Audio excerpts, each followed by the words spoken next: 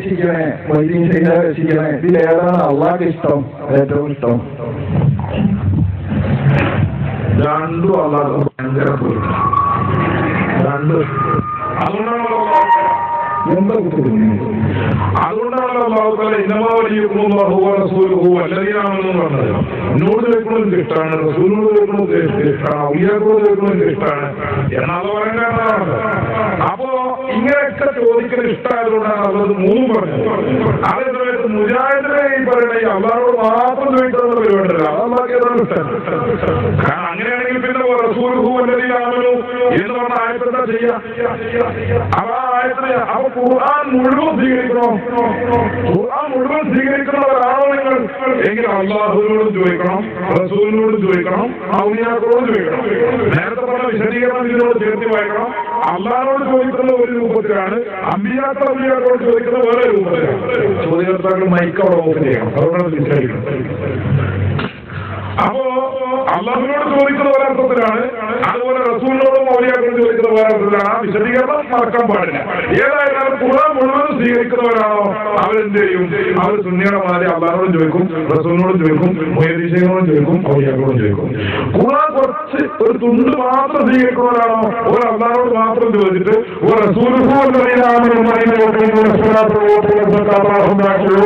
എന്ന ദീർഘമായ ഭാഗം അവര് അവഗണിക്കും. ഇങ്ങനെ ഖുർആൻ കുറച്ച് സ്വീകരിച്ച് കുറച്ച് മറച്ചു വെക്കുക എന്നത് ജൂതന്മാരുടെ സ്വഭാവമായിരുന്നു. ആ ജൂതന്മാരുടെ സ്വഭാവമാണ് വാസ്തവത്തിൽ മുജാഹിദുകളും ജമാഅത്തെ ഇസ്ലാമിക്കാരും സ്വീകരിച്ചിട്ടുള്ളത്. ജൂതന്മാരുടെയും അതുപോലെ തന്നെ ക്രിസ്ത്യാനികളുടെയും സ്വഭാവം സ്വീകരിക്കാൻ നിങ്ങൾ തയ്യാറല്ലാത്തതുകൊണ്ട് അവർ മൊയ്തീൻ ഷെയ്ഖിനോട് ചോദിക്കുന്നു, അതുപോലെ തന്നെ അള്ളാഹുവിനോട് ചോദിക്കുന്നു. അള്ളാഹുവിനോട് ചോദിക്കുന്നത് ഒരർത്ഥത്തിലാണ്, മൊയ്തീൻ ഷെയ്ഖിനോട് ചോദിക്കുന്നത് ഒരർത്ഥത്തിലാണ്. രണ്ടും ഖുർആൻ പറഞ്ഞതുകൊണ്ടാണ് അങ്ങനെ ചെയ്യുന്നത്. പിന്നെ ഞങ്ങളെ വിശ്വാസം എന്തറിയോ? ശരിക്കും പഠിക്കണം നിങ്ങൾ. ഇയ്യാക നഅ്ബുദു വ ഇയ്യാക നസ്തഈൻ. അല്ലാഹുവേ നിനക്ക് മാത്രം ഞങ്ങൾ ആരാധിക്കുന്നു. വ ഇയ്യാക നസ്തഈൻ. എല്ലാ കാര്യങ്ങൾക്കും നിന്നോട് തന്നെ ഞങ്ങൾ സഹായം ചോദിക്കുന്നു. ഇവിടെ നിങ്ങളൊരു വിവേചനമുണ്ടാക്കി. ചില കാര്യത്തിന് അല്ലാഹുവിനോട് മാത്രം, ചിലത് മറ്റുള്ളവരോട്. ഇത് വാസ്തവത്തിൽ ശിർക്കിലേക്ക് പോകുമെന്ന് നിങ്ങളാ ചിന്തിക്കേണ്ടത്. ഞങ്ങൾ പറയുന്നു എല്ലാ കാര്യത്തിനും അല്ലാഹുവിനോട് മാത്രമേ ചോദിക്കാൻ പാടുള്ളൂ. ഇയ്യാക നസ്തഈൻ. നിന്നോട് മാത്രം ഞങ്ങൾ സർവ്വ കാര്യത്തിലും സഹായം ചോദിക്കുന്നു എന്ന് 17 പ്രാവശ്യം നിർബന്ധമായി 17 റകഅത്തുകളിൽ ഞങ്ങൾ പറഞ്ഞുകൊണ്ടിരിക്കുന്നവർ 5 നേരം. അപ്പോ നിന്നോട് മാത്രമേ സഹായം ചോദിക്കാവൂ എന്നാണ് ഞങ്ങളുടെ അഭിപ്രായം. അല്ലാഹുവിനോട് മാത്രമേ ചോദിക്കാവൂ സർവ്വ വിഷയത്തിലും. മറ്റുള്ളവർ സഹായത്തിന്റെ കാരണക്കാരാണെന്ന നിലക്ക് നിങ്ങൾ ചോദിക്കുന്നു പലരോടും. നിങ്ങൾ ഇവിടെ തന്നെ സംഘാടകരോട് ചോദിക്കുന്നു, പോലീസുകാരോട് ചോദിക്കുന്നു, അതുപോലെ എഞ്ചിനീയറോട് ചോദിക്കുന്നു, ഡോക്ടറോട് ചോദിക്കുന്നു. അപ്പൊ കണ്ടങ്ങള് മൂപ്പഴ ഉസ്താദ നെല്ലിക്കുത്ത് നാട്ട പറഞ്ഞത്. അയാളെന്താ പറഞ്ഞത്? അഭൗതികമെന്നോ ഭൗതികമെന്നോ വ്യത്യാസമല്ല, എല്ലാ സഹായം എല്ലാവരും ചെയ്യുന്ന. ആ നെല്ലിക്കുത്ത് മുസ്ലിയായ ശിഷ്യന് മുജാഹിദിന്റെ പണ്ഡിതന്മാരുടെ മുമ്പിൽ വന്നിരുന്നപ്പോ മൂപ്പയ്ക്ക് ധൈര്യമില്ലാതെ പറയാൻ. അത് പറഞ്ഞ കുടുങ്ങുന്നറിയാ. അപ്പൊ എന്താ പറഞ്ഞത്?